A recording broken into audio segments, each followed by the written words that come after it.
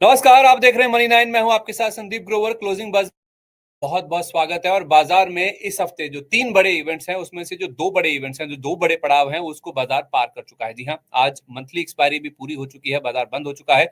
अच्छे खासे गेंस के साथ, मजबूती के साथ हमने देखा आज बाजार में जो क्लोजिंग है वो बनती हुई दिखी। इनफैक्ट आज हमें फेड बैठक का फैसला भी बचाना था, तो 2 बड़े इवेंट्स पर आज मार्केट ने रिएक्ट किया।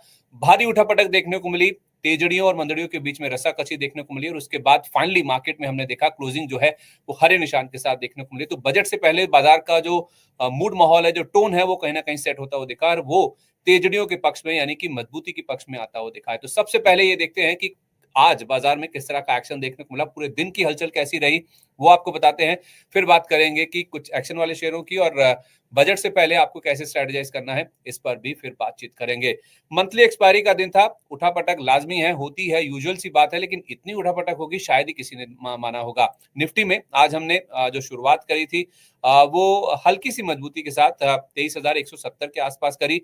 बाद में हम दिन के दौरान 23,300 के पार भी चले गए थे। नेट नेट जो क्लोजिंग हुई है वो 23,250 पर देखने को मिली, लेकिन दिन के दौरान हमने 23,150 के नीचे भी गोता लगाया था। तो आप समझ सकते हैं कि बाजार में जो रेंज थी आज की 23,322, ये ऊपर की तरफ, और 23,150 के नीचे के लो लेवल्स हमने बनते हुए देखे। तो ऑलमोस्ट 175 पॉइंट की रेंज के बीच में आज हमने देखा बाजार में जो कारोबार है वो देखने को मिला। और फाइनली जो क्लोजिंग आई है वो 86 पॉइंट की बढ़त के साथ 23,250 के बिल्कुल करीब निफ्टी में हमने क्लोजिंग बनती हुई दिखी। अगर आप 3 दिन में देखें, जो बाजार में लगातार हैट्रिक बनती हुई दिखी है बाजार में, तो वो निफ्टी में करीब 450 पॉइंट के आसपास के गेंस आ चुके हैं, और सेंसेक्स में आप देखेंगे तो ऑलमोस्ट 1300 पॉइंट के आसपास की तेजी बन चुकी है। 51 शेयर फिलहाल निफ्टी में है 3 दिन के लिए, उसमें से 35 शेयर ऐसे हैं जो कि हरे निशान के साथ बंद होते हुए दिखे। उसमें बीईएल, पावर ग्रिड, हीरो मोटो, एयरटेल, सिप्ला, ये निफ्टी के टॉप गेनर्स थे। और गिराने वाले शेयरों में टाटा मोटर्स, जिसमें रिजल्ट्स का इंपैक्ट था, आईटीसी होटल्स लगातार दूसरे दिन हमने देखा गिरावट देखी। इनफैक्ट आज तो ये शेयर एनएसई पर भी 5% के नीचे सर्किट पर बंद हुआ। Adani enterprises, Shriram finance, Bajaj Finserv, ये निफ्टी को नीचे लाने का काम कर रहे थे, लेकिन उसके बावजूद बाजार में हरे निशान यानी कि तेजड़ियों की जीत होती हुई दिखी है। निफ्टी बैंक की जहां तक बात है, 150 अंकों की मजबूती के साथ यहां भी क्लोजिंग होती हुई दिखी। और कहां से मजबूती बनती हुई दिखी? डिफेंस, पीएसयू, रियल्टी, तेल गैस, एनर्जी, फार्मा, इंफ्रा और एफएमसीजी, ये कुछ ऐसे तबके हैं जो कि बाजार में सबसे ज्यादा मजबूत है। लेकिन आज आईटी इंडेक्स ने बाजार को नीचे गिराने का कामकाज किया। आईटी इंडेक्स गिरकर बंद हुआ। इसके अलावा मीडिया, टूरिज्म, ऑटो और पीएसयू बैंक, ये एक ऐसा तबका है जो कि बाजार को नीचे लाने का कामकाज कर रहे थे। स्मॉल कैप और मिड कैप इंडेक्स की जहां तक बात है, एकदम सपाट, एकदम फ्लैट क्लोजिंग यहां देखने को मिली। और दिन भर हमने देखा यहां पर भी भारी घमासान होता हुआ दिखा तेजड़ियों और मंदड़ियों के बीच में। और आप एडवांस डिक्लाइन भी देखेंगे, आपको पता चलेगा कि किस तरह से एडवांस डिक्लाइन एकदम नेक टू नेक था। 1550 शेयर ऐसे हैं जो कि चढ़कर बंद हुए, लेकिन 1256 शेयर ऐसे भी हैं जहां पे आज हमने लाल निशान के साथ क्लोजिंग बनती हुई दिखी। नतीजों को भी बाजार पचा रहा है। बीएल के अच्छे नंबर्स के बाद हमने स्ट्रॉन्ग गेन्स बनते हुए दिखे। स्ट्राइड्स फार्मा घाटे से मुनाफे में आ गई, उसका फायदा दिखा। हिताची एनर्जी में मुनाफा कई गुना बढ़ा, उसकी वजह से स्टॉक में लग गया 20% का ऊपरी सर्किट।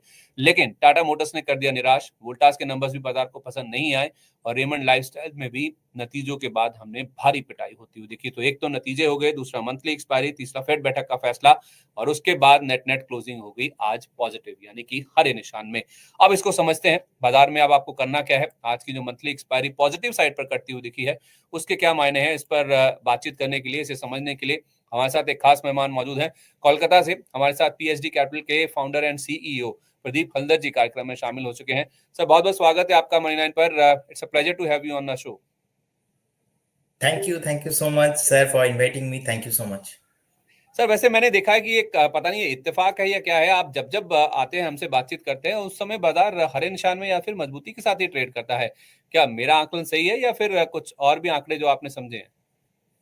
सर, हाँ सर, अनफॉर्चुनेटली तो यही हुआ है। लेकिन सर अनफॉर्चुनेटली। मेरा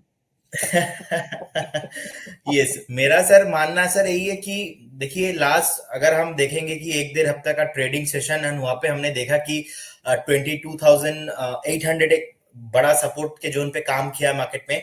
सो आज का जो क्लोजिंग है 23,250 के आसपास, मुझे लगता है कि एक बहुत ही near support and strong support short term के लिए बना है 22,800 900 के जोन।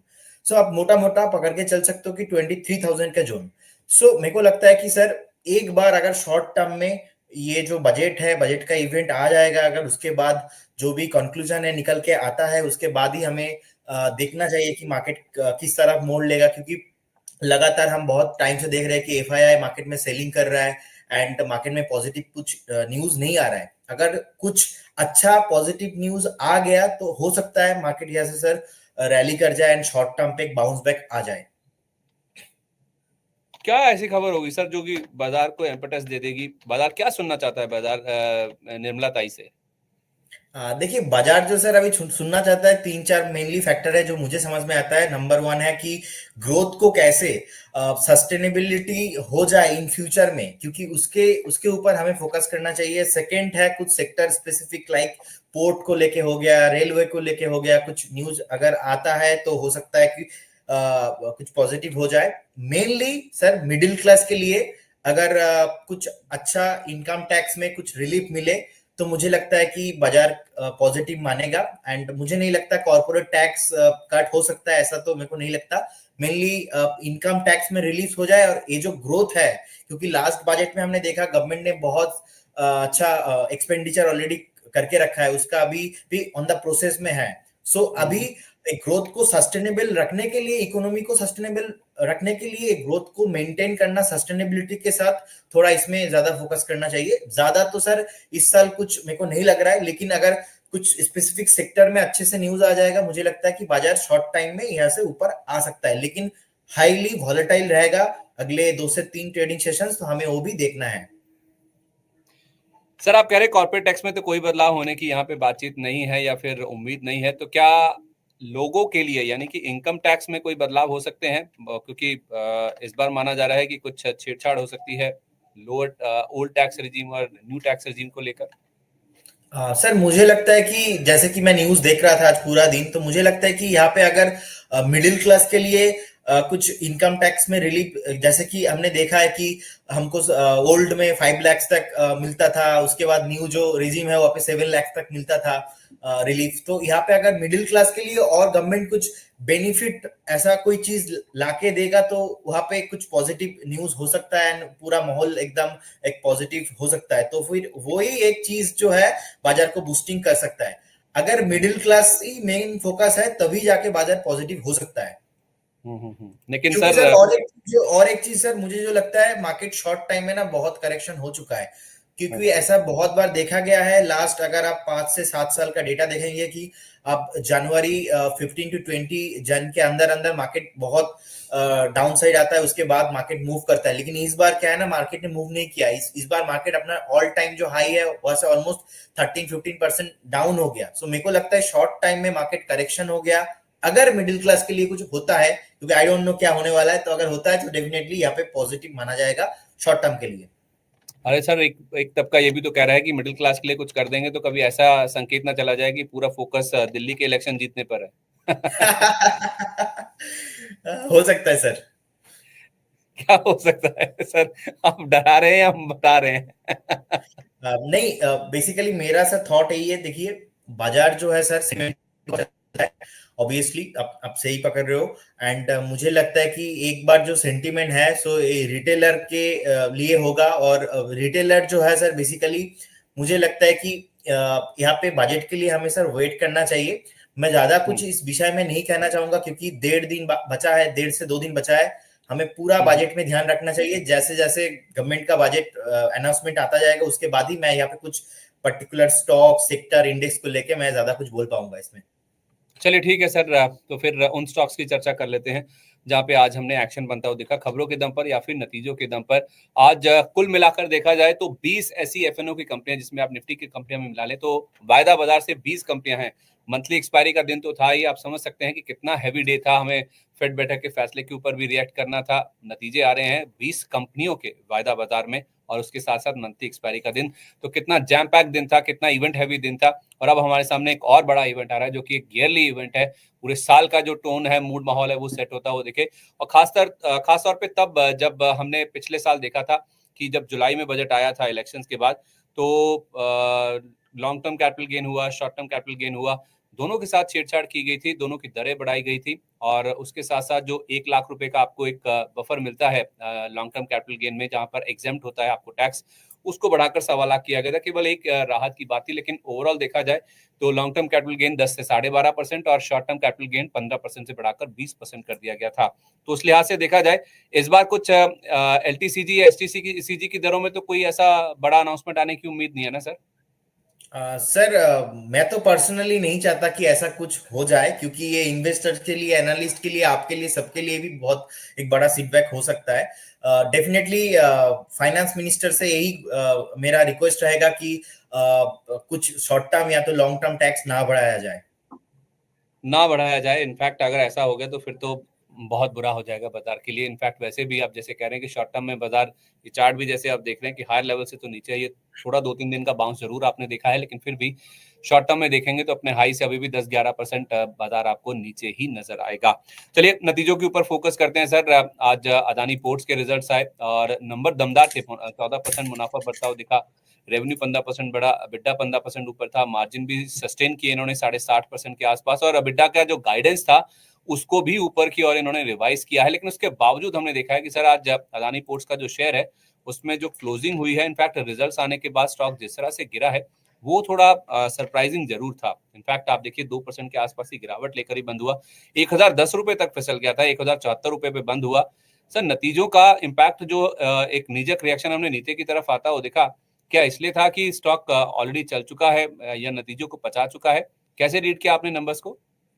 सर, मुझे लगता है पर्टिकुलर जो काउंटर आप बोल रहे हो ना, मैंने आपको पहले भी बताया है, हमने बहुत बार डिस्कशन किया है कि रिजल्ट चाहे कुछ भी हो, पर्टिकुलर ग्रुप को लेके जब भी कुछ ना कुछ आएगा, मैं एक दो स्टॉक को छोड़ के बाकी पूरा पॉजिटिव हूँ, लेकिन हमें लेना पड़ेगा डीप में। और आपने सही बताया कि आज ऑलमोस्ट 1010 तक जो लो लगाया था सर, 1000 में एक सबसे बड़ा सपोर्ट है।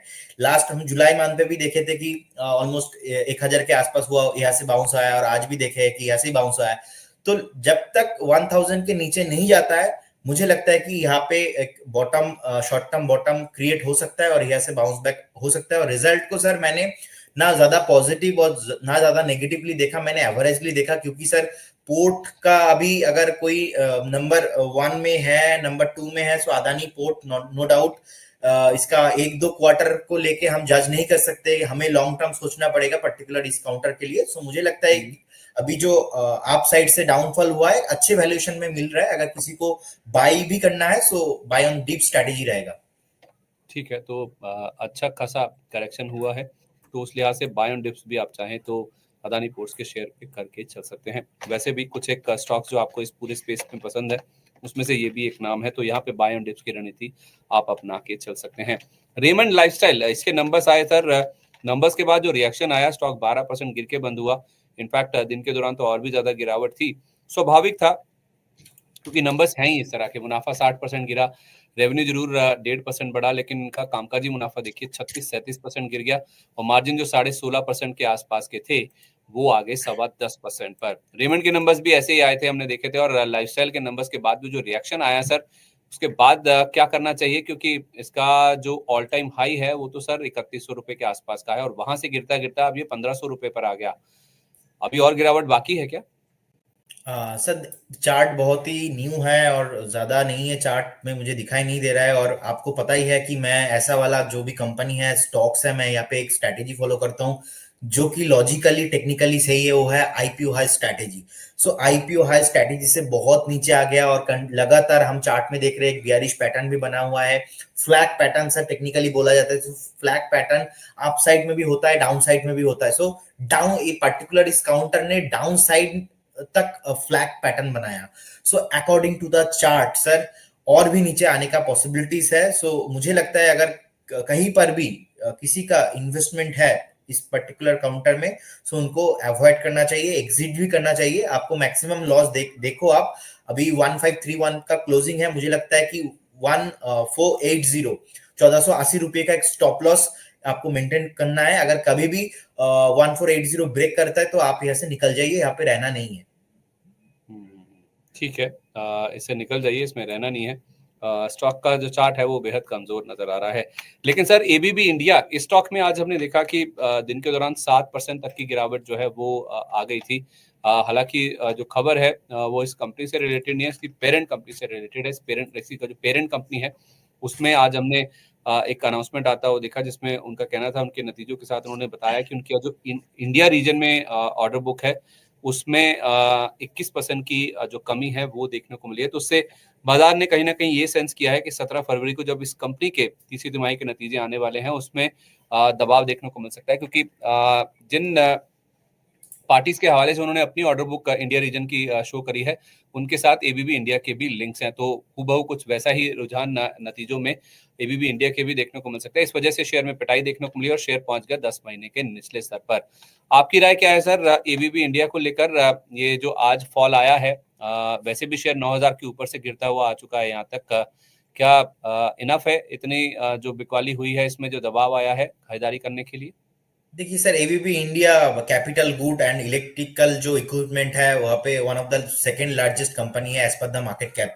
सो अगर हम देखेंगे कि लास्ट 5 साल का डेटा ऑलमोस्ट 20 CAGR के साथ ग्रोथ हुआ है और एक हेल्दी डिविडेंड भी पे आउट दिया है, लेकिन as per the chart right now sir हमने देखा कि ऑलमोस्ट ओवर एक बॉट जोन पे था, वहां से करेक्शन आते आते नीचे आ गया। तो मेरे को लगता है कि सर 5,200 5,300 एक बेस बन सकता है। यहाँ पर भी सर बाइंग का कोई रिकमेंडेशन नहीं रहेगा। मेरे को लगता है और भी 300-400 पॉइंट नीचे आ सकता है। तो आफ्टर 400-300 पॉइंट करेक्शन एक अच्छे से बॉटम बन सकता है। वहां पे भी देखना पड़ेगा कि बॉटम बन रहा है कि नहीं। चार्ट में सर 5,200 5,100 पे एक सपोर्ट है, तो अगर किसी को बाय करना है 5,100 5,200 is a good zone.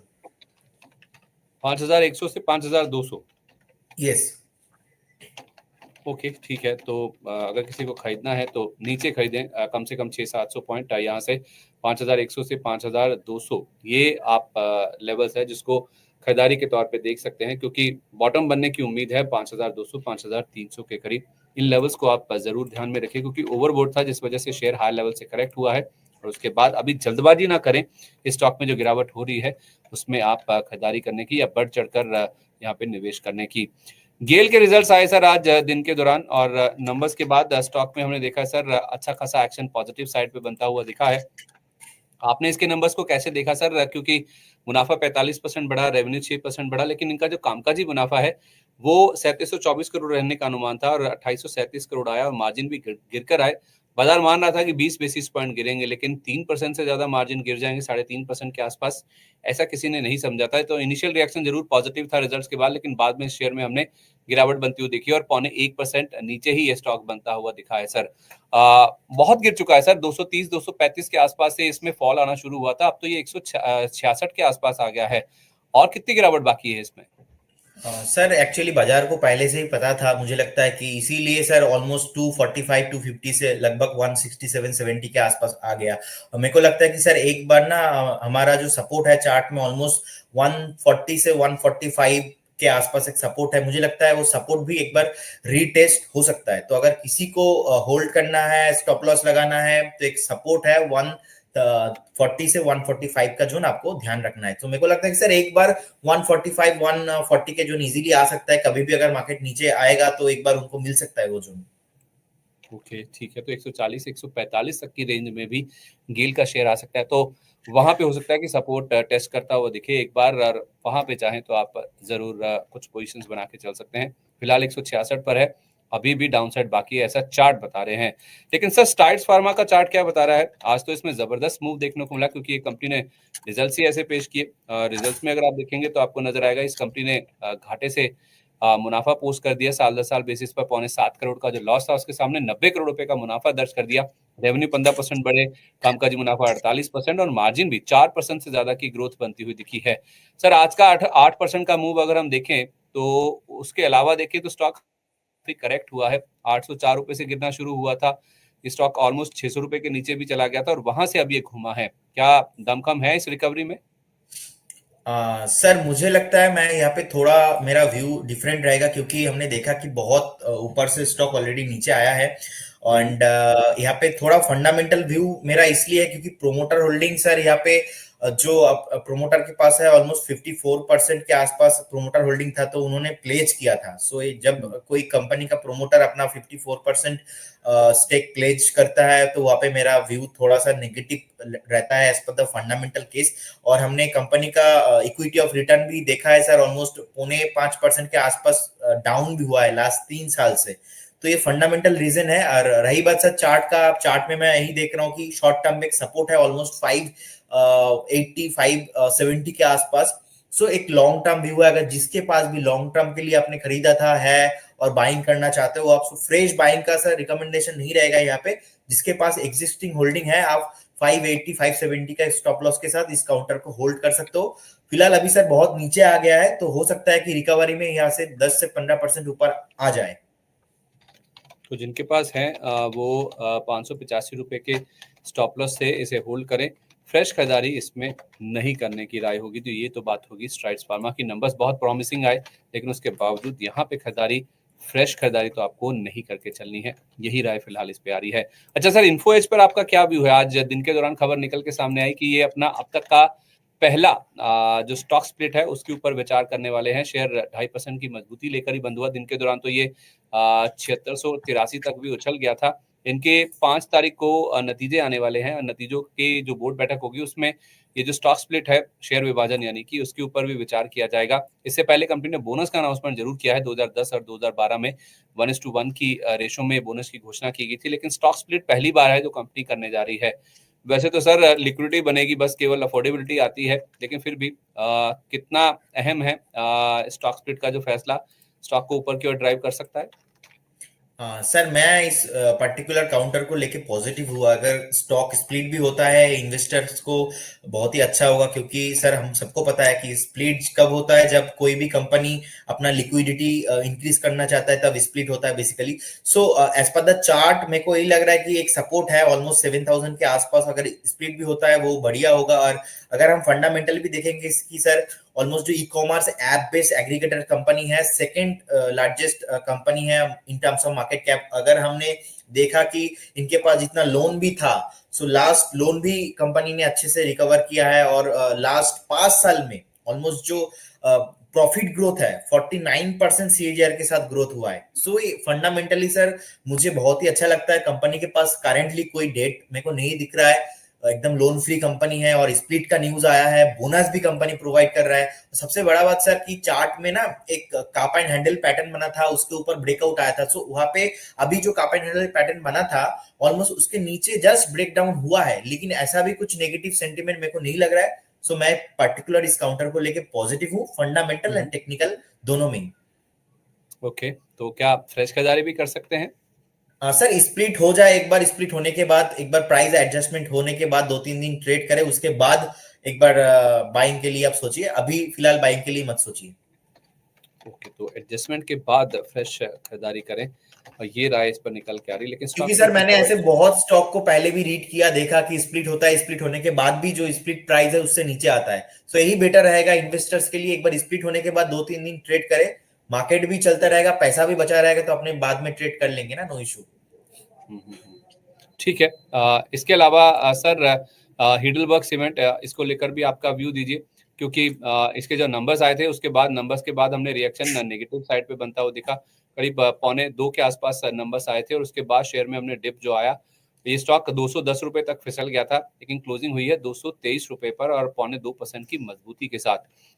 Numbers अच्छे नहीं है, 83% मुनाफा गिरा, रेवेन्यू 10% गिरा, अबिडा में करीब 50% का ड्रॉप था और मार्जिन भी 10.8% वाले 6.1% पर आ गए। लेकिन लोअर लेवल से स्टॉक में रिकवरी बहुत अच्छी देखने को मिली है। इसका चार्ट क्या बता रहा है सर? सर कौन सा स्टॉक बताया, मैं सुना नहीं ठीक से। Heidelberg cement, Heidelberg. Okay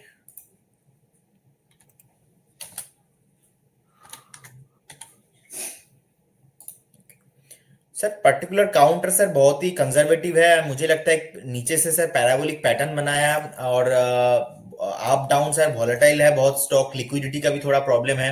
and मुझे लगता है कि एक बार जो सपोर्ट है ऑलमोस्ट 204 एंड 200 के आसपास एक सपोर्ट है। अगर जब तक 200 के ऊपर कंपनी सस्टेन कर रहा है, आपको उस पर्टिकुलर काउंटर पे रहना चाहिए। बाकी सर लॉन्ग टर्म व्यू में अगर बताऊंगा, लॉन्ग टर्म व्यू मैं ज्यादा पॉजिटिव नहीं हूँ, क्योंकि ऑलमोस्ट बहुत बड़ा बड़ा रेजिस्टेंस ऊपर है 235, उसके बाद 250 के आसपास रेजिस्टेंस है, उसके बाद से 270 के आसपास भी रेजिस्टेंस है। तो तीनों रेजिस्टेंस क्रॉस करना, उसके बाद आगे जाके सस्टेन करेगा तो नेक्स्ट इसमें कुछ पॉजिटिविटी हो सकता है। फिलहाल अभी तो सर मेरे को कुछ ऐसा नहीं दिख रहा है कि यहाँ से कंपनी ऊपर आ जाएगा और यहाँ से इन्वेस्टर्स को तुरंत कुछ मुनाफा हो सकता है। और एक बात मैं सर प्रोमोटर होल्डिंग्स भी देख रहा हूँ, ऑलमोस्ट 55% के आसपास है।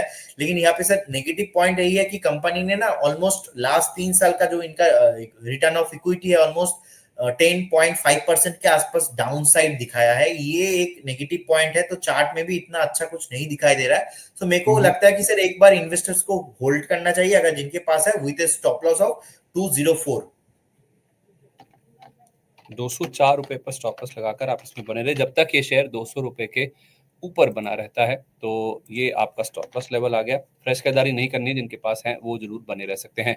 बीईएल को लेकर बहुत चर्चा है सर। कल एक खबर आई थी कि इन्होंने एक नया ऑर्डर जीता है और ऑर्डर जीतने के बाद भी अब तक का करीब 11,000 करोड़ रुपए इनकी ऑर्डर बुक है, ऑर्डर इनफ्लो है, माफ कीजिए, FY25 का 25,000 करोड़ का इनका गाइडेंस था। तो 2 महीने बचे हैं तो 11,000 भी नहीं हुई, मतलब कि आधी भी नहीं हुई है ऑर्डर बुक का, जो कि इन्होंने बोला था ऑर्डर इनफ्लो के लिहाज से इस पूरे साल के लिए।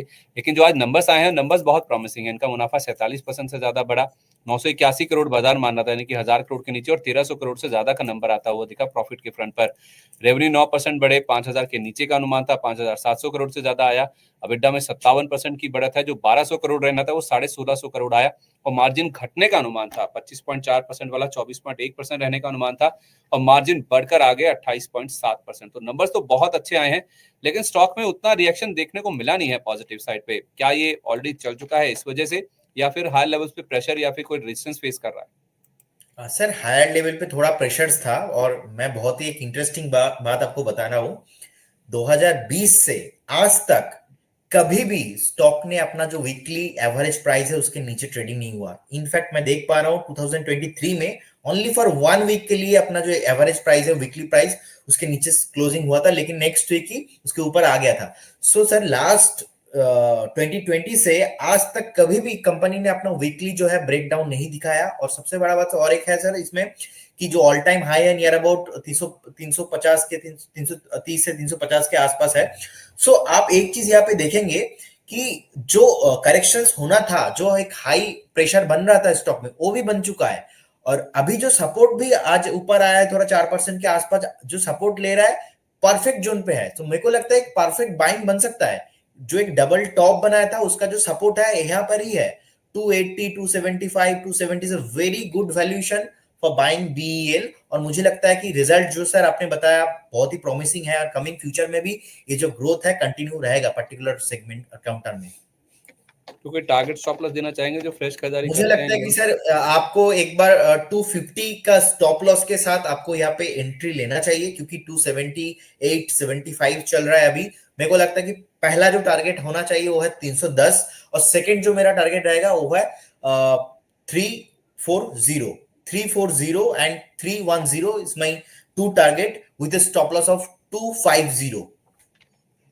Perfect sir, noted. तो आपका कह रहे हैं कि टारगेट पहला होगा 310 का, फिर 340 का, 250 रुपए का स्टॉप लॉस लगा के यहाँ पे आप फ्रेश खरीदारी कर सकते हैं। स्टॉक 280 रुपए के आसपास बंद हुआ।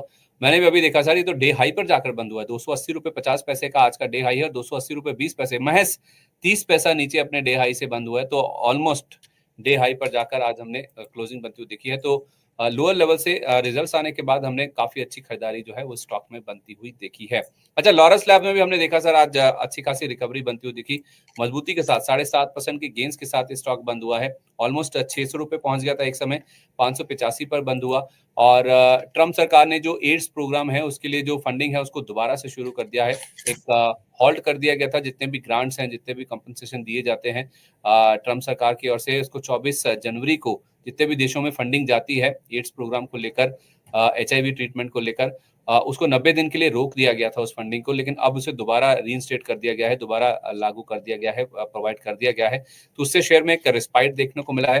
तो 24 तारीख को 27 तारीख को ये स्टॉक गिरा था जब ये खबर आई थी, और इनफैक्ट उसके बाद गिरा ही था 510 रुपए तक का जब ये खबर आई थी, 2-3 दिन तक। आज इसमें रिकवरी काफी शार्प है, इनफैक्ट 2 दिन से स्टॉक चल रहा है। और नीचे जो 510 का लो बना था वहां से लेकर 600 रुपए, यानी कि 20% का मूव इसमें काफी स्विफ्ट देखने को मिला है। तो 20% के गेंस के बाद और कितनी अपसाइड बची है? सर अभी ऊपर हायर प्राइजेस में बहुत मल्टीपल रेसिस्टेंस है, ऑलमोस्ट 630 के आसपास, 625, 620 से 630, ये एक बड़ा मेजर रेसिस्टेंस बन सकता है स्टॉक के लिए। सो नो डाउट जिनके पास अभी है, आपको देखेंगे प्राइस 620, 625। अगर स्टॉक सस्टेन करता है अबव 630, तो मुझे लगता है कि ऑल टाइम एक बार हाई तक भी जा सकता है, ऑलमोस्ट 700, 720 के आसपास। लेकिन जब तक नीचे है, 630 से नीचे है, मेरे को नहीं लगता इसमें कोई फ्रेश एंट्री लेना चाहिए। So no doubt company sir अच्छा है, क्योंकि शॉर्ट टाइम में बहुत पहले रन हुआ था, उसके बाद कंसोलिडेशन एंड डाउनफॉल दिखा हमने। लेकिन लोअर एक जो टाइम फ्रेम में बॉटम भी बनाया और कंसोलिडेशन के साथ ऊपर आ रहा है धीरे धीरे करके, एक हायर हाई बना के, मेरे को लगता है एक बार आपको होल्ड करना चाहिए। 630 इज ए जोन, उसके बाद आपको फ्रेश एंट्री लेना चाहिए। अच्छा ठीक है, 630 के ऊपर जाए तो फ्रेश एंट्री ले, और हो सकता है कि फ्रेश हाई भी उसके बाद इसमें बनता हुआ दिखे। आज सर लॉरस माफ कीजिए, डॉक्टर लाल के भी नंबर आए थे। डॉक्टर लाल पैथलैब्स पे मुनाफा जो आया है इनलाइन विद एक्सपेक्टेशन है, 19% बढ़ा। हालांकि 99 करोड़ का अनुमान था, 98 करोड़ आया। रेवेन्यू पौने 11% बढ़ा है, 598 का अनुमान था, 597 करोड़ आया। और 160 करोड़ रुपए EBITDA रहने का अनुमान था, 154 करोड़ आया, 9.5% बढ़कर। मार्जिन में हमने बढ़त का अनुमान लगाया था 26.1% वाला, 26.7% आएगा, लेकिन 25.8% आता हुआ देखा। लेकिन उसके बावजूद जो स्टॉक में रिएक्शन था वो पॉजिटिव साइड पे बना, और ऑलमोस्ट डे हाई पर जाकर स्टॉक बंद होता हुआ दिखा 4.5% के गेंस के साथ। इसमें भी लग रहा है सर कि अप मूव कंटिन्यू होगा। सर डॉक्टर लाल को लेके मैं पॉजिटिव हूँ, क्योंकि इनका जो चार्ट है बहुत ही अट्रैक्टिव है और ऑलमोस्ट लोअर वैल्यूएशन पे मिल रहा है। आई थिंक हमने 3 हफ्ता पहले भी एक बार डिस्कस किया था, वहाँ पे प्राइस था 2850, 60, 2900 के जोन, वही सेम लेवल पे है। मेरे को लगता है कि एक बार आपको यहाँ पे आपको 3200 से लेके 3300 का जो लेवल है मिल सकता है। फिलहाल इसका जो नेक्स्ट रेसिस्टेंस है 3600 के आसपास। सो इमीडिएटली अगर फार्मा सेक्टर चलता है, फार्मा सेक्टर के अंदर doctor Lal path lab is a stock, one of the most promising stock. मेरे को लगता है कि सर आपको एक बार 3500 तक जा सकता है। नेक्स्ट 3 से 4 महीना मेरा व्यू रहेगा। सो आप इस काउंटर को होल्ड कर सकते हो। चलिए, दो स्टॉक ऐसे आपके सामने रखता हूं जो कि सर आज के एक्सीडेंट थे या फिर निराशा जिनके नंबर से काफी ज्यादा हुई। उसमें पहला नाम है वोल्टास का। हालांकि दोनों ही टाटा ग्रुप की कंपनियां हैं, दूसरा नाम टाटा मोटर्स का। पहले वोल्टास को डिस्कस कर लेते हैं सर। वोल्टास में खुलने के कुछ देर बाद ही आज 10% का निचला सर्किट लग गया था, हालांकि वायदा बाजार में, लेकिन फिर भी जो एक टेम्परेरी हॉल्ट लगता है 10% का, वो शुरुआती कुछ मिनटों में लग गया था। उसके बाद ये 1262 तक लुढ़क गया था, और डे लो के आसपास ही करीब 14% की गिरावट के साथ इसमें जो क्लोजिंग है वो बनती हुई दिखी। घाटे से मुनाफे में कंपनी आई, लेकिन जिस तरह के वैल्यूएशन, जिस तरह का रनअप स्टॉक ऑलरेडी दिखा चुका है, numbers in line with expectation नहीं है जो बाजार अनुमान कर रहा था। 155 करोड़ मुनाफे का अनुमान था, 130 करोड़ ही आया। रेवेन्यू बढ़कर आए हैं और बाजार के अनुमान से थोड़ा अच्छे आए हैं, लेकिन दिक्कत हुई कामकाजी मुनाफे के फ्रंट पर। 213 करोड़ मुनाफे का अनुमान था कामकाजी मुनाफे का, 197 करोड़ आया। और मार्जिन जो कि 1.1 से बढ़कर 6.4% पर आए हैं, लेकिन 7.1% रहने का अनुमान था। तो जिस तरह का रनअप स्टॉक में देखने को मिला है, वैसे नंबर्स नहीं बनते हुए दिखे हैं, और जो ब्रोकर्स की रिपोर्ट भी आई है वो कोई इतनी दमदार या फिर प्रॉमिसिंग नहीं देखने को मिली है। शेयर में एक ही दिन में 14% की गिरावट सर क्या इंडिकेट करती है? सर स्टॉक का ना बहुत ही एक डिफरेंट टाइप का पैटर्न है। अगर मैं 2016 का बात बोलता हूँ आपको सर, 410 का हाई था, उसके बाद हमने देखा लगभग 40% अपना टॉप से नीचे आया था, उसके बाद जाके बॉटम बनाया। 2018 में भी सेम सर, ऑलमोस्ट 700 के आसपास टॉप था, उसके बाद हमने देखा ऑलमोस्ट 500 के आसपास आया, लगभग 25%, 30% का डाउनफॉल। उसके बाद सर कोविड से पहले, कोविड का जो टॉप था ऑलमोस्ट 728, 730, उसके बाद हमने देखा ऑलमोस्ट 400 के आसपास आ गया था। यहाँ पर भी सर ऑलमोस्ट 35-40% का ऑलमोस्ट डाउनफॉल। उससे उसके बाद भी सर 2022 में हमने देखा कि 1300 था सर अपना ऑल टाइम टॉप, उसके बाद ऑलमोस्ट 700 के आसपास आ गया। इस बार भी sir same thing happen with this stock Voltas. 1910, 1905 all time high था, वहां से हमने देखा कि 1200 के आसपास आ गया। So sir as per the past background, as per the history repeat itself, बार बार ऐसे ही हो गया होगा। और मेरे को लगता है एक बार सर 1050 से लेके 1080 यहाँ तक आ सकता है एज पर द ट्रेंड। तो अगर किसी को एवरेज करना है तो यहाँ से भी ऑलमोस्ट 250 पॉइंट का जो है डाउनफॉल मेरे को चार्ट में लग रहा है। और सर रिजल्ट भी खराब है और इसका सेंटिमेंट भी आज नेगेटिव है, और सर ऑलमोस्ट 14% के आसपास बंद हुआ है नेगेटिव में, तो this is not a joke, ये बहुत बड़ा है क्योंकि जिनके पास अभी है हो सकता है इन्वेस्टर्स बहुत सारे अभी टेंशन में भी हो, तो उनको उनके लिए ये है कि यहाँ से भी 200 पॉइंट नीचे जा सकता है। लेकिन सर ऐसा भी कुछ टेंशन वाला सिचुएशन है नहीं कि यहाँ से आधा हो जाएगा, ऐसा बिल्कुल सिचुएशन नहीं है। मेरे को लगता है यहाँ से और 200 100 200 250 पॉइंट बाकी है, वो करेक्शन हो जाएगा तो धीरे धीरे अपना स्टॉक फिर से चलने लगेगा ऊपर की साइड। तो उसके बाद आप कह रहे हैं कि रिकवरी संभव है जब ये 1050 1080 तक चला जाएगा, तो उसके बाद जरूर यहाँ पे रिकवरी भी देखने को मिल सकती है। Tata Motors, Whirlpool, Hitachi, Olectra, Greentech, ये भी मैं डिस्कस करता हूँ स्टॉक्स आपसे, लेकिन सर काफी समय हो गया है हमें बातचीत करते हुए। दर्शक काफी देर से इंतजार कर रहे हैं अपने सवालों के जवाब लेने के लिए। अनुज सिंह जी कह रहे हैं कि मेरा सवाल ले लीजिए सर। कह रहे हैं कि मेरे पास ब्लू जेट हेल्थ केयर का शेयर 12 सितंबर को 505 के रेट पर 108 शेयर खरीदे हैं। इसमें लगभग 37% का प्रॉफिट हो रहा है। क्या करें, होल्ड या फिर सेल कर दें? सर ब्लू जेट एक ऐसा कंपनी है, ऑलमोस्ट आईपीओ के बाद हायर हाई लगा के ऊपर आ रहा है, और as per the new chart system वही है सर, अपना आईपीओ हाई के ऊपर जब तक रहेगा अपना जो है स्टॉक पे ट्रेलिंग स्टॉप लॉस लगाते जाओ, ऊपर आते जाओ। मेरे को लगता है एक बार उनको एक स्टॉप लॉस मेंटेन करना चाहिए, वो है 620 के ऊपर जब तक है आप रहिए। 620 कभी भी अगर स्टॉप लॉस हिट होता है आप एग्जिट कर जाइए, फिलहाल अभी होल्ड कीजिए, और भी हायर साइज पॉसिबिलिटीज है। बिल्कुल सर, ये इनफैक्ट अभी तक का जो ट्रैक रिकॉर्ड है इसका, जब से ये लिस्ट हुआ है पिछले साल जनवरी में, उसके बाद से अब तक का ये रिकॉर्ड लेवल है जो कि स्टॉक में देखने को मिला है। 693 रुपये 20 पैसे पर आज 10% के अपर सर्किट पर बंद होता हुआ दिखा है। तो ब्लू जेट हेल्थ केयर के स्टॉक को आप होल्ड कीजिए, यहाँ पे और भी ज्यादा अपसाइड देखने को मिल सकते हैं। अगर मुझे सही याद है तो एक बार अरुण केजरीवाल सर ने इसको रेकमेंड किया था, मुझे लेवल तो याद नहीं है, लेकिन यहाँ से काफी नीचे के लेवल्स पर स्टॉक उनकी ओर से रेकमेंड किया गया था, और स्टॉक में आप देखिए आज भी 10% का अपर सर्किट लगता हुआ दिखा है हमने। कार्ट रेट को लेकर साहिल जी का सवाल है, उन्होंने कई बार अपना सवाल सर पोस्ट किया है कार्ट रेट की जहां तक बात है। इसका चार्ट आप देख लीजिए सर। वो कह रहे हैं कि मेरे पास 1560 रुपए पर 50 शेयर रखे हुए हैं। इनका जो व्यू है सर वो 6 महीने का है। पूछ रहे हैं कि इसमें स्टॉप लॉस क्या होना चाहिए और टारगेट क्या आ सकते हैं? सर यहाँ पे एक बहुत बड़ा रेजिस्टेंस है चार्ट में, ऑलमोस्ट 1680 से 1690 के आसपास रेजिस्टेंस है, और मुझे लगता है आपका जो बाइंग प्राइस है वहां पे ही आपको स्टॉप लॉस मेंटेन करना चाहिए। और अगर 1700 के ऊपर आता है तो नेक्स्ट फ्रेश एक बाइंग मूवमेंटम यहाँ पे आएगा, अप ट्रेंड हो सकता है।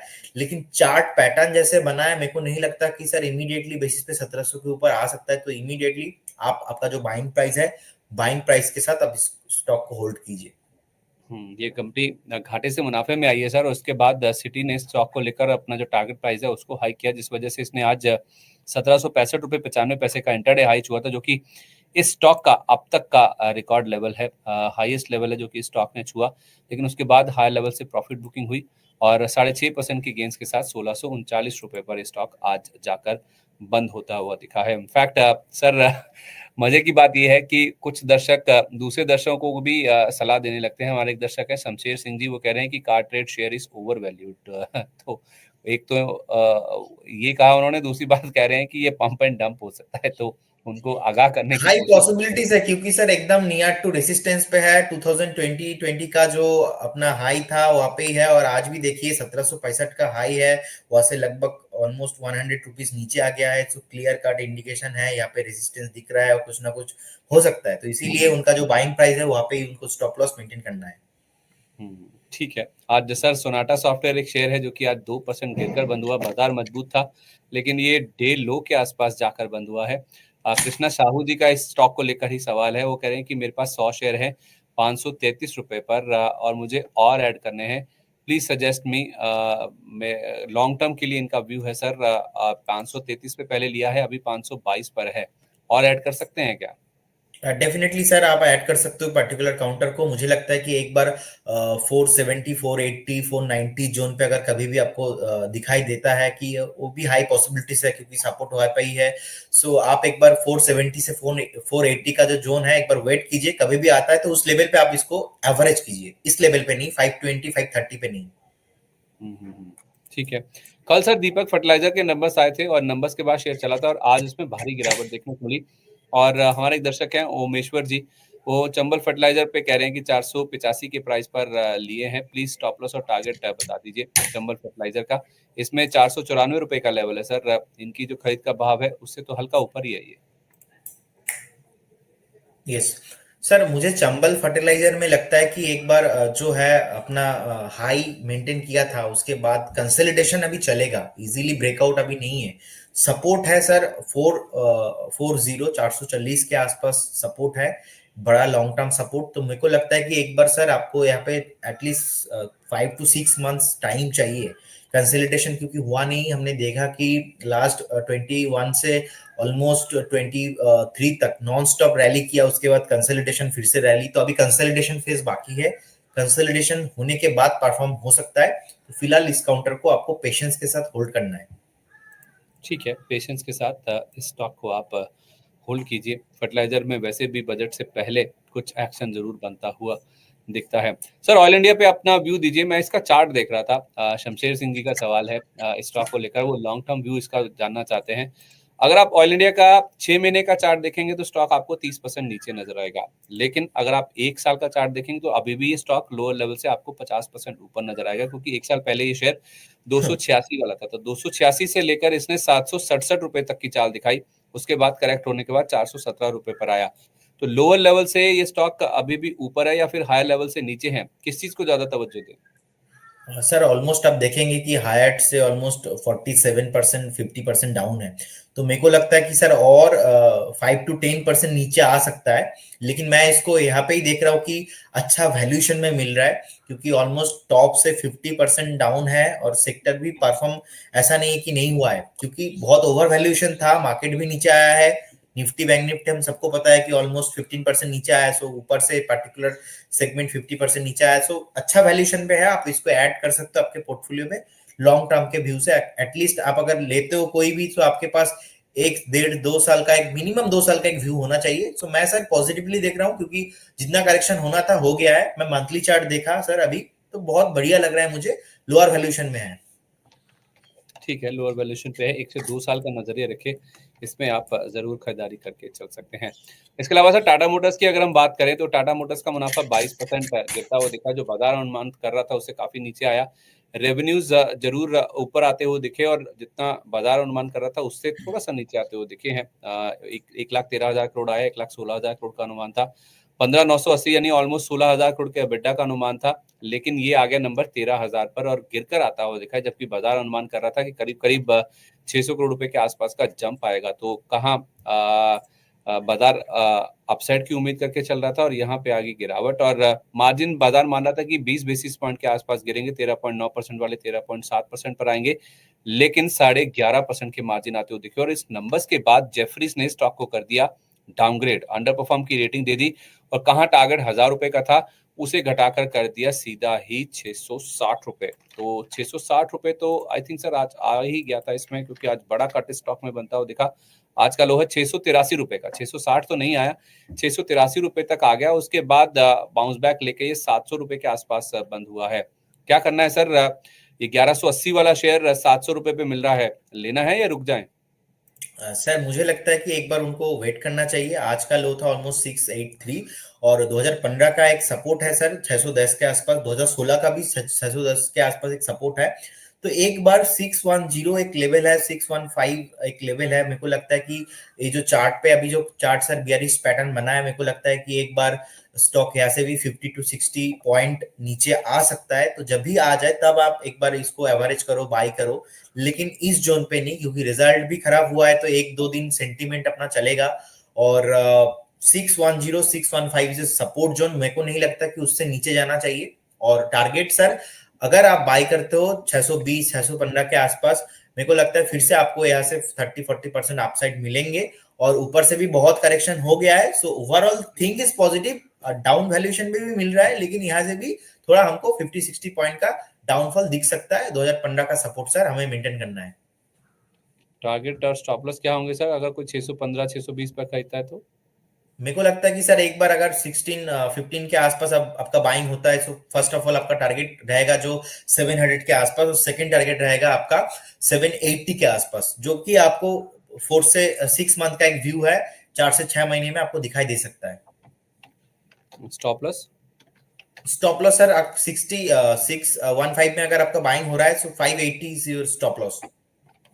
परफेक्ट है सर। तो 580 रुपए का स्टॉप लॉस है, ऊपर में 700 रुपए और उसके बाद 780 तक के जोन आ सकते हैं, लेकिन ध्यान रखें थोड़ी और डाउन साइड इसमें आ सकती है। अभी 700 रुपए पे नहीं लेना है, 620 से 615 इस रेंज में मिले तो आप टाटा मोटर्स में जरूर खरीदारी कर सकते हैं। उस केस में आपका स्टॉप लॉस होगा 580 रुपए का। दो तीन नाम है सर, पीएसयू स्पेस है और एक सुजलॉन भी है, जो कि विजय प्रजापति जी ने अपना सवाल पूछा है। एक तो आईओसी को लेकर बहुत सवाल आते हैं सर, ओएमसीज को लेकर ये सबसे ल्यूक्रेटिव प्ले है क्योंकि टिकट साइज छोटा है इसका। दूसरा नाम है एनएसपीसी का, तीसरा है आईआरएफसी का, और सुजलॉन तो लगातार दूसरे दिन आज सर्किट लगा ही है ऊपर का। चारों स्टॉक्स पर आपका व्यू दीजिए। सर जो स्विट्जरलैंड को लेके मेरा व्यू है, लास्ट 2-3 साल से नॉन स्टॉप रैली हुआ है और उसके बाद हमने देखा कि रिसेंटली लास्ट 6 महीने में ऑलमोस्ट 85-83 से ऑलमोस्ट आ गया 48-50 के आसपास लो लगा है। मेरे को लगता है कि और भी नीचे आ सकता है एक बार, हमें 42-45 का एक सपोर्ट है, वहां तक भी आ सकता है। तो जिनके पास है आप होल्ड कर सकते हो, उस काउंटर में ऐसा कोई दिक्कत नहीं है, लेकिन विद स्टॉप लॉस ऑफ 42। और आईआरएफसी को लेके, पर्टिकुलर काउंटर को लेके मैं पॉजिटिव हूँ, क्योंकि बजट में भी सर कुछ न्यूज आ सकता है। अगर रेलवे को लेके कुछ अच्छा न्यूज आ गया तो यहाँ से पर्टिकुलर काउंटर चलेगा। और रेलवे के अंदर one of my favourite stock है, फंडामेंटल सही है, उनको ऑर्डर भी आ रहा है और पर्टिकुलर ट्रेंडिंग टॉपिक है। बजट में अगर कुछ बढ़िया पॉजिटिव चीज रेलवे सेक्टर्स को लेके आ गया, आईआरएफसी वन ऑफ देम हो सकता है। मेरे को लगता है एक बार आप 126 126 127 एक स्टॉप लॉस है, इस स्टॉप लॉस के साथ इस काउंटर को होल्ड कीजिए। आपका पहला टारगेट रहेगा 185 एंड सेकंड टारगेट रहेगा 210 तक जा सकता है। मेरे को लगता है बहुत बढ़िया काउंटर है, इनको डेफिनेटली होल्ड करना चाहिए। ओके, तो आईआरएफसी में आप कह रहे हैं कि 126 रुपए का स्टॉप लॉस लगाकर आप बने रहें। ये स्टॉक 185 और 210 रुपए तक जा सकता है। एक बार सर वर्लपूल के चार्ट भी देखिए, आज इसमें 20% का निचला सर्किट लगा, इनफैक्ट खुला ही वहीं पे था, क्लोजिंग भी वहीं हुई। खबर ये आ गई कि इनकी parent company Whirlpool Corp mid 2025 तक अपना 31% स्टेक बेच सकती है, ऐसा उन्होंने इच्छा जाहिर की है। फिलहाल वो 51% होल्ड करते हैं और फिर इस केस में अगर ऐसा हो जाता है 31% बिक गया तो उनका हिस्सा घटकर आ जाएगा 20% और उतनी ही गिरावट आज शेयर में होगी। क्या व्यू है स्टॉक को लेकर? सर फंडामेंटली अगर मैं बात करूं, ऑलमोस्ट अपना जो सेल्स है, सेल्स का परफॉर्मेंस लास्ट 5 इयर्स में ठीक नहीं है। ऑलमोस्ट 4.8% कंपनी ने पुअर बहुत सेल्स डिलीवर किया है। उसके बाद हमने देखा कंपनी का जो प्रोमोटर होल्डिंग भी डिक्रीज हुआ है रिसेंटली। और फंड टेक्निकली सर अभी स्टॉक बहुत नीचे आ गया है। एक सपोर्ट है 1210 1215। अगर 1210 के नीचे आ जाता है तो इस पर्टिकुलर काउंटर को आपको होल्ड नहीं करना है, क्योंकि सर न्यूज बहुत है और ऑलरेडी प्रोमोटर होल्डिंग भी डिक्रीज हो रहा है। सो फंडामेंटल भी सही नहीं जा रहा है और नीचे 20% का सर्किट में भी लगा हुआ है नीचे। 1210 is your stop loss, 1210 is your stop loss. अगर ऊपर रहता है तो होल्ड करना, नहीं तो एकदम पूरा एग्जिट करना है। तो 1210 पे नजर रखनी है। यस। 1210 अगर निकल गया तो वर्लपूल इंडिया में रुकने की कोई जरूरत नहीं है, इस स्टॉक से आप निकल जाइए। आज भी 20% का निचला सर्किट लगता हुआ दिखाई है। 1210 की जहां तक बात है तो जो मौजूदा लेवल्स हैं वहां से कुछ ज्यादा दूर नहीं है, 50 रुपए नीचे ही है।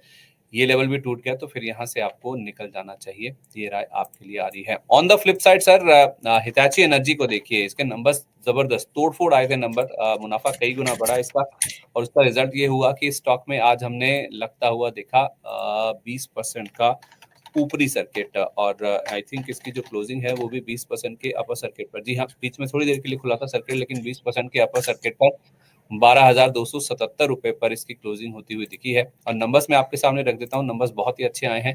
2.5 गुना से ज्यादा मुनाफा बढ़ा है और रेवेन्यू 4% की ग्रोथ यहाँ पे देखने को मिली। 52 करोड़ वाला मुनाफा आ गया 137 करोड़ रुपए पर। वैसे तो बहुत बड़ा स्टॉक है सर, लेकिन मूव आज का इग्नोर नहीं कर सकते 20% का। इस स्टॉक पर आपकी क्या राय है? सर अभी का जो मूव है मुझे लगता है कंटिन्यू रहेगा और से और 1-2 हफ्ता चल सकता है। मुझे लगता है एक बार 13,500 पहला टारगेट रहेगा और सेकंड टारगेट रहेगा सर 13,900 तक जाने का हाई पॉसिबिलिटीज है। लेकिन इन्वेस्टर्स को यहाँ पे ध्यान रखना पड़ेगा, क्योंकि बहुत ओवर वैल्यूएशन में है। ये जस्ट एक प्राइस मोमेंटम है, ट्रेडिंग चल रहा है। मेरे को लगता है कि एक बार अगर स्टॉक को अगर आप स्टॉप लॉस लेना चाहते हो तो स्टॉप लॉस रहेगा आपका 11,800 जो आज का स्विंग जो जहां से ऑलमोस्ट हाई हुआ है, मेरे को लगता है 11,800 इज योर स्टॉप लॉस। आप मेंटेन करना एकदम इंपॉर्टेंट है, इसको मेंटेन करके आप इस पर्टिकुलर काउंटर को चल राइड कर सकते हो। और एक बात है कि सर स्टॉक इतना ओवर वैल्यूएशन में है कि जो बुक वैल्यू है, बुक वैल्यू के ऊपर ऑलमोस्ट 36 टाइम्स ऊपर आ गया है, तो इसीलिए stop loss is very important. Result अच्छा है, पॉजिटिव है, सेंटीमेंट बढ़िया है, इसलिए चल रहा है। अच्छा सर, बजट से पहले क्या एनबीसीसी को खरीद सकते हैं? एनबीसीसी पर मोहिब शेख जी ने अपना सवाल पूछा है, फ्रेश एंट्री करना चाहते हैं। मैं इसका चार्ट ही देख रहा था अभी बैठा कि मार्च में इसने 70 रुपए का लो लगाया, 70 रुपए वाला स्टॉक आ गया 140 रुपए पर चलता हुआ अगस्त में जब इसने 140 का हाई बनाया, उसके बाद वापिस ये गिरकर 78 रुपए के आसपास तक आ गया था, अभी 93 रुपए पर है। तो 70 वाला 140 हुआ, उसको देखें, या 140 वाला 93 पे मिल रहा है, इस पे फोकस करें? सर चार्ट बढ़िया है, मेरे को लगता है कि जो रिट्रेसमेंट है, रिट्रेसमेंट टेक्निकल टर्म में बोला जाता है, रिट्रेसमेंट जोन पे है।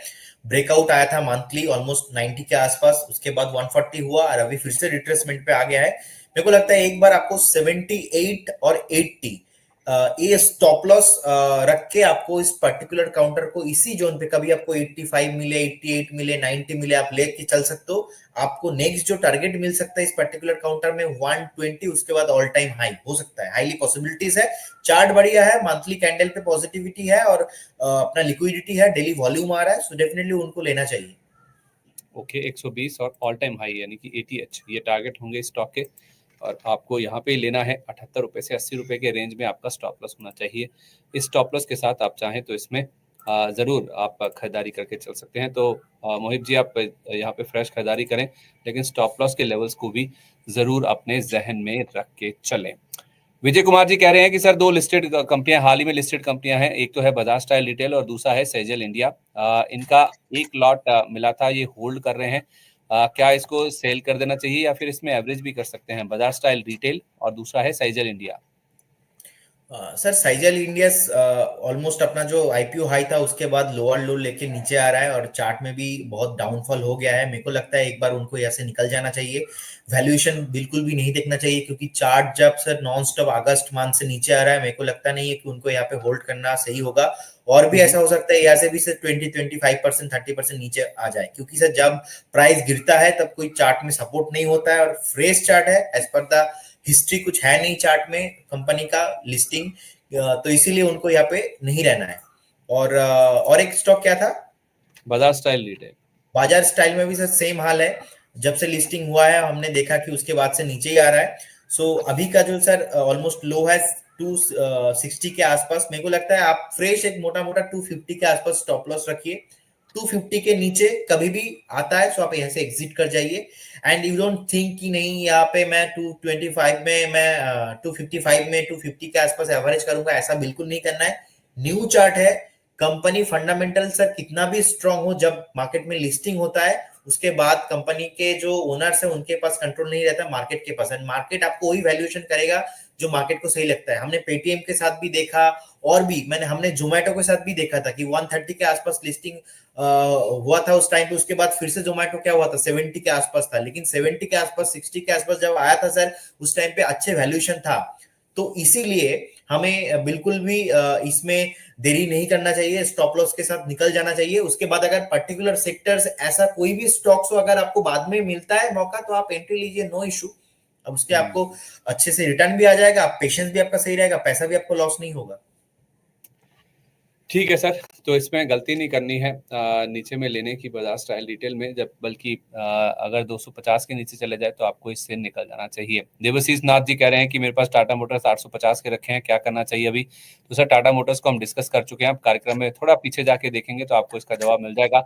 अनवर खान जी कह रहे हैं कि sir ji please suggestion Ircon, IRFC, NHPC और हुडको। तो IRFC और NHPC तो अनवर खान साहब हम डिस्कस कर चुके हैं, इरकॉन और हुडको डिस्कस कर लेते हैं। सर, PSU को लेकर देखिए आप, रुझान बहुत ज्यादा है, बहुत चर्चा में रहते हैं स्टॉक, और होल्डिंग भी आप देखेंगे रिटेल की इन स्टॉक्स में बहुत ज्यादा बढ़ चुकी है, जिस वजह से हायर लेवल्स पे बहुत ज्यादा पिटाई इन स्टॉक्स में हमने देखी है। तो IRFC, NHPC हमने डिस्कस कर लिया, इरकॉन और हुडको पे भी राय दीजिए।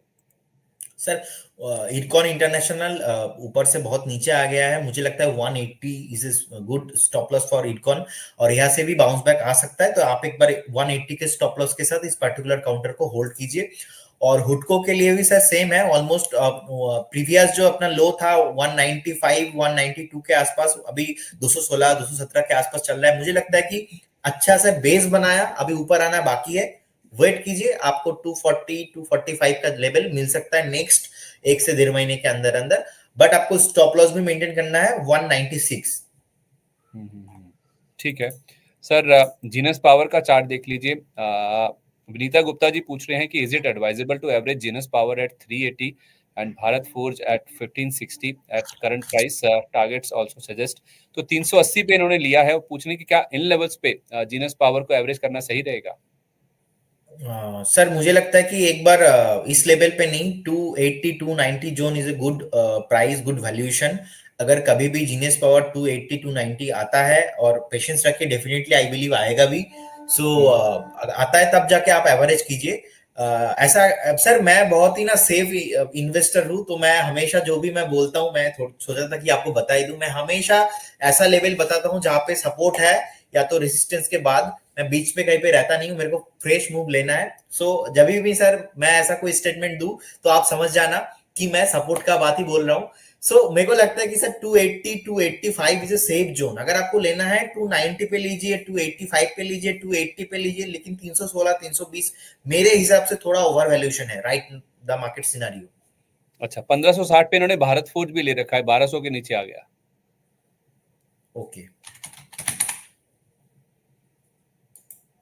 सर, मुझे लगता है कि एक बार उनको 1480 1470 के आसपास जो उन्होंने 1560 का जो बाइंग है, उनको स्टॉप लॉस मेंटेन करना चाहिए था, लेकिन कोई बात नहीं, उनको होल्ड करना चाहिए। पर्टिकुलर काउंटर अभी का जो सपोर्ट मेरे को लग रहा है, ऑलमोस्ट जो अपना लो है ऑलमोस्ट 1050 के आसपास, 1060 के आसपास।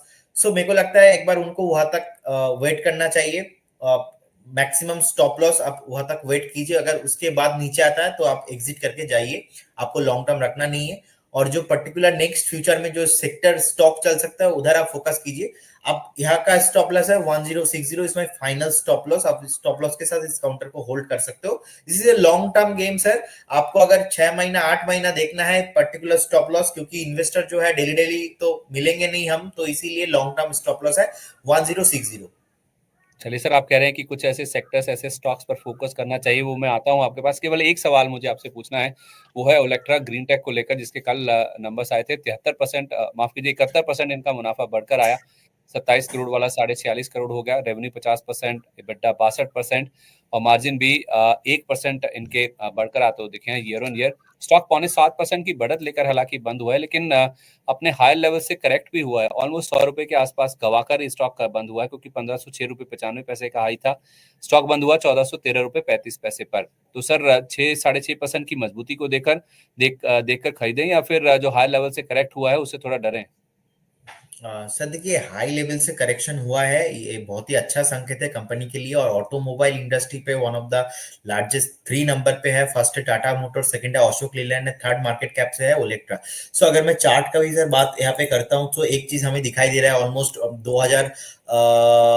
2200 के आसपास, 2200, हाँ 2200 2220 के आसपास ऑल टाइम हाई गया था, उसके बाद से नीचे आ रहा है। चार्ट सर नेगेटिव है, लेकिन सपोर्ट जोन सर जो है, मेरे को लगता है और भी सर यहाँ से 200-300 पॉइंट नीचे आ सकता है। तो आपको अगर लेना है, खरीदना है, तो एक बार आप यहाँ से 150 पॉइंट 100 पॉइंट का कभी भी गिरावट आए, तो उस गिरावट पे आप खरीदारी कीजिए।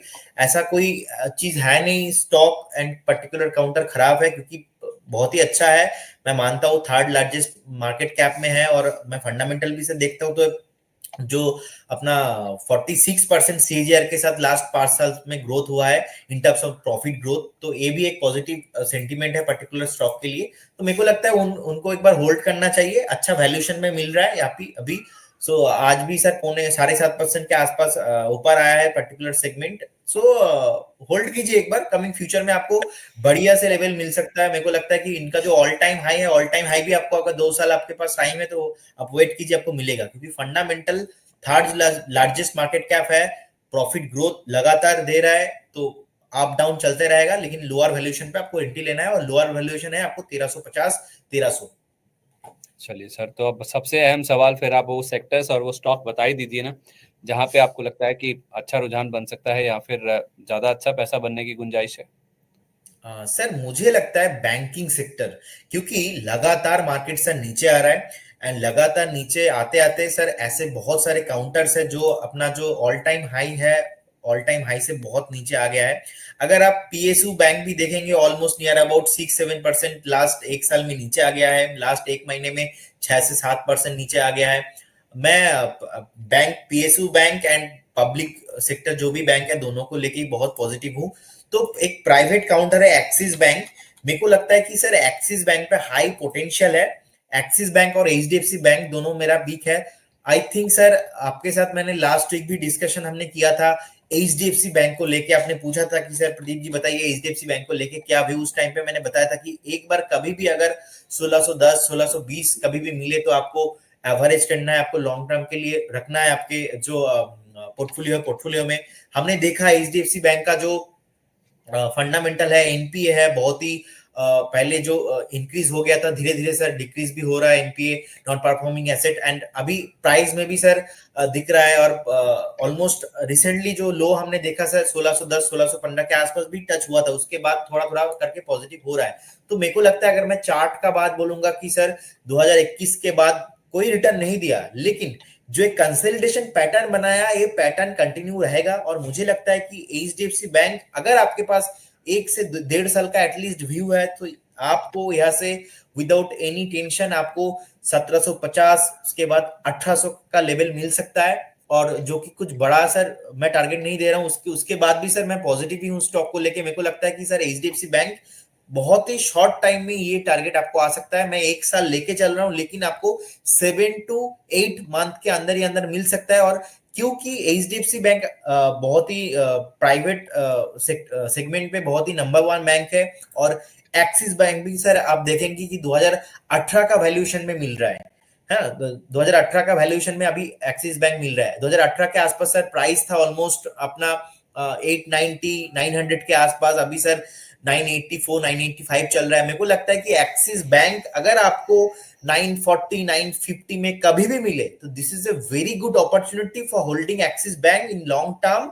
आप लॉन्ग टर्म पे बाय कीजिए। और बजट में सर ऑलरेडी हमने देखा है कि जो जो सेक्टर परफॉर्मेंस कुछ टाइम से नहीं होता है, जो लोअर वैल्यूएशन में है, जो पी बहुत नीचे आ गया है, ऐसा काउंटर ही फर्स्ट मूव करता है। तो एक तो रहेगा मेरा फेवरेट रेलवे काउंटर, सेकंड मैं बैंकिंग सेक्टर को लेके पॉजिटिव हूं। और बैंकिंग सेक्टर के अंदर axis bank and HDFC bank दोनों पिक रहेगा नेक्स्ट 1 ईयर के लिए। आपको इजीली यहाँ से 20 से 25% का रिटर्न मिल सकता है। ओके, तो आप कह रहे हैं कि 1800 रुपए का टारगेट आपको एचडीएफसी बैंक में दिख जाएगा और 940 950 की रेंज में आपको एक्सिस बैंक लेना है। दोनों के टारगेट स्टॉप लॉस बता दीजिए सर। 1800 के पहले भी आपने एक एचडीएफसी बैंक का टारगेट बताया था initial. Yes sir. Sir HDFC bank अगर आप आज के डेट के हिसाब से लेते हो, 1691 is the last closing price. मेरे को लगता है एक बार आपको शॉर्ट टर्म में 1850, उसके बाद आपको 1980 का टारगेट मिलेगा। क्योंकि उसके बाद मैं क्योंकि नहीं जा रहा हूँ, क्योंकि उसके बाद सर रेजिस्टेंस भी है, रेजिस्टेंस भी फेस करेगा। और विथ स्टॉप लॉस आपको 1610 आपको स्टॉप लॉस मेंटेन रखना है। और रही बात सर एक्सिस बैंक का, एक्सिस बैंक का मुझे लगता है कि 940 940 से 950 के अंदर आपको एंट्री लेना चाहिए। सेकंड जो टारगेट रहेगा मेरा 1020 1020 का टारगेट रहेगा। उसके बाद रहेगा 11 1110 का मेरा एक टारगेट रहेगा। तो मेरे को लगता है कि एक्सिस बैंक और एचडीएफसी दोनों पोटेंशियल बेट ऐसे हो सकता है। सर इसका स्टॉप लॉस भी दे दीजिए कि एक्सिस बैंक का। यस, एक्सिस बैंक का स्टॉप लॉस आपको मेंटेन करना है, वो है ऑलमोस्ट 870 के आसपास, जो कि ऑलमोस्ट 2018 का एक सपोर्ट है। आपको वहां पे स्टॉप लॉस मेंटेन करना है 870 में। ओके ठीक है सर, मैं रिपीट कर रहा हूँ लेवल्स। एक्सिस बैंक आप कह रहे हैं 940 से 950 की रेंज में मिले तो आपको खरीदना है। 870 रुपए का स्टॉप लॉस है, पहला टारगेट 1020, उसके बाद 1110, ये आपके एक साल के टारगेट होंगे। एचडीएफसी बैंक में जो टारगेट है वो आप यहीं पे भी ले सकते हैं। 1850 का पहला टारगेट, फिर 1980 तक जा सकता है एक साल के अंदर, और 1610 रुपए का स्टॉप लॉस रखना है। बराबर है सर? यस। चलिए ठीक है सर। तो फिर अब हम सवाल जवाब के सिलसिले को यहीं पर समेटते हैं सर। क्लोजिंग बस को वाइंड अप करने का समय आ गया है। काफी सारे स्टॉक्स पर हमने चर्चा करी है सर। अब सुबह आपसे मुलाकात होगी ओपनिंग बस में। काफी सारे स्टॉक्स हैं जिनके नंबर्स अब बाजार बंद होने के बाद आए हैं, उसमें एल&टी है। इसके अलावा अगर आप देखें तो नवीन फ्लोरिन के नंबर्स आते हुए दिखे हैं, इसके ऊपर भी हम बातचीत करेंगे। प्राज इंडस्ट्रीज, इसका मुनाफा थोड़ा सा नीचे आता हुआ दिखा है 40-42%। आवास फाइनेंसेस के नंबर्स भी आए हैं, इसके ऊपर हम बातचीत करेंगे। सुबह आप हो जुड़िएगा हमारे साथ 8:30 बजे। हफ्ते का आखिरी कारोबारी दिन होना चाहिए था लेकिन है नहीं, क्योंकि 1 तारीख को बजट है और उस दिन भी बाजार खुलेगा 9 से 3:30 तक नॉर्मली जैसे होता है, और बजट के दिन भी बाजार में जो एक्शन बनेगा उसको लेकर भी हम आपके साथ जुड़ेंगे। खास कार्यक्रम 8 बजे भी आपके लिए लेकर आएंगे, तो उसमें भी हमारे साथ आप जरूर जुड़िएगा। लेकिन कल सुबह 8:30 बजे एफआईएस के नंबर आज देखने बहुत इंपॉर्टेंट होंगे। जिस तरह का रुझान मार्केट में हमने बनाया, क्योंकि एक डिप आया, उसके बाद खरीदारी आई, फिर नीचे आया, और आखिरी आधे घंटे में जिस तरह से बाजार ने करवट बदली फिर से, क्या उसमें एफआईएस की कोई खरीदारी का योगदान है? क्योंकि 2 दिन से लगातार वायदा बाजार में बड़ी खरीदारी उनकी ओर से होती हुई दिखी है। कल 5,000 करोड़ का, माफ कीजिए परसों 5,000 करोड़ का नंबर था बाइंग का। और अगर हम आज सुबह जब हम बातचीत कर रहे थे, जो कल शाम के नंबर हमारे सामने आए थे, वो भी नंबर काफी बड़ा था, और वो नंबर था 28,973 करोड़ रुपए का। तो इसका मतलब क्या है कि क्या कैश में भी ट्रांसलेट हुई है एफआईएस की बाइंग? ये जो वायदा बाजार के नंबर्स हैं, इसको समझना बहुत इंपॉर्टेंट है। और बजट से पहले का सेशन है, उसके लिए हम आपके लिए विशेष तैयारी के साथ उतरेंगे। बहुत धन्यवाद प्रदीप सर, आज आप कार्यक्रम में शामिल हुए। कोई डिस्क्लोजर जाने से पहले जितने भी स्टॉक्स डिस्कस हुए जो भी स्टॉक पे मैंने कॉल्स दिया या डिस्कशन हुआ ड्यूरिंग द सेशंस, यहाँ पे पर्सनली मेरा कोई पोजीशन नहीं है, एंड हमारे कंपनी में जो भी और एनालिस्ट है उनका कोई पोजीशन नहीं है। So and investment market is बहुत रिस्की है। आप एक बार अपना जो पर्सनल एडवाइजर है उनसे सलाह लेके इन्वेस्टमेंट कीजिए। चलिए, बहुत धन्यवाद sir, thank you so much आज हमारे साथ कार्यक्रम में शामिल होने के लिए। तो बाजार ने एक रेजिलियंस दिखाया है, तेजी की हैट्रिक बनाई है, वो भी 2 बड़े इवेंट्स के चलते। एक तो हमने देखा कि वायदा बाजार की मंथली एक्सपायरी थी, और दूसरा फेड बैठक का फैसला भी आया। ये हैट्रिक क्या अब बाजार में तेजी के चौके के रूप में कल बदलेगी, या फिर बजट से पहले बाजार में मुनाफा वसूली आती है? इस पर सुबह हम 8:30 बजे चर्चा करेंगे। तब तक के लिए नमस्कार।